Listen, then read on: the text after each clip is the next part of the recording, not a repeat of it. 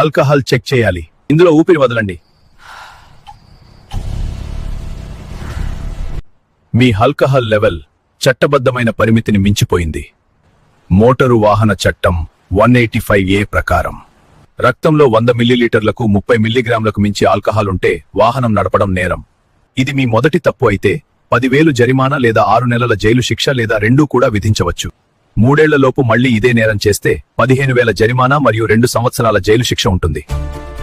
మీ driving licence ను suspension కోసం పంపిస్తున్నాం. ఈ పరిస్థితుల్లో ఏదైనా ప్రమాదం జరిగితే ఇన్సూరెన్స్ క్లెయిమ్ కూడా తిరస్కరించబడుతుంది. మేము ఈ తనిఖీలు జరిమానాల కోసం చేయడం లేదు. మీ ప్రాణాలకు, ఇతరుల ప్రాణాలకు ఎలాంటి ప్రమాదం జరగకూడదని చేస్తున్నాం.